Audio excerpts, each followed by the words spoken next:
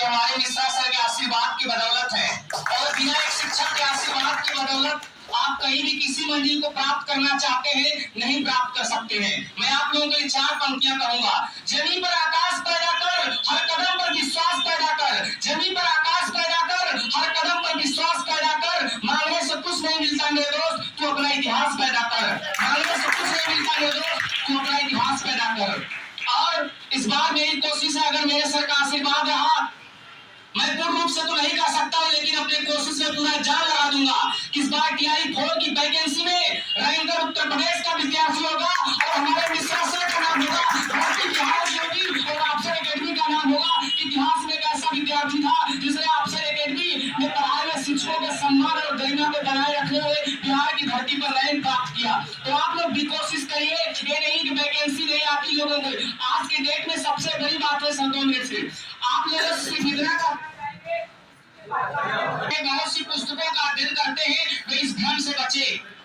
मैं आपको एक यकीन दिला सकता हूं कि जो हमारे सर पढ़ाते हैं उस नोट्स को आप रिवीजन करिए।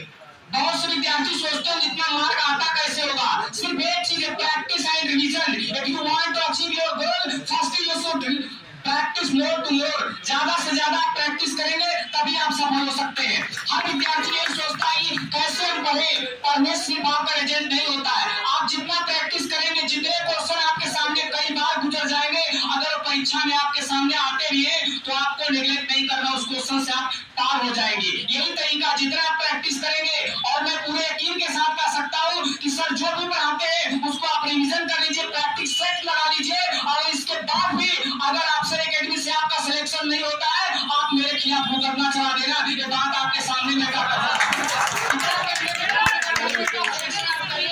आपकी कमी आपकी असमर्थताओं से दूर रखती है। जिस दिन आप अपनी कमी को दूर कर लेंगे, उस दिन आपको मंजिल से कोई हरा नहीं सकता। एक 2 पंक्ति गीत आप लोगों के सामने मैं प्रस्तुत करता हूँ। शिक्षा पर चोटी है।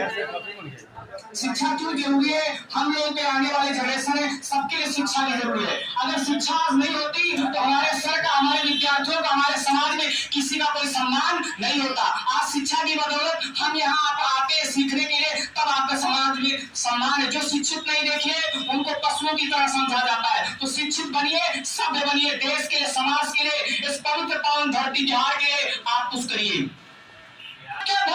जिंदगी बिताया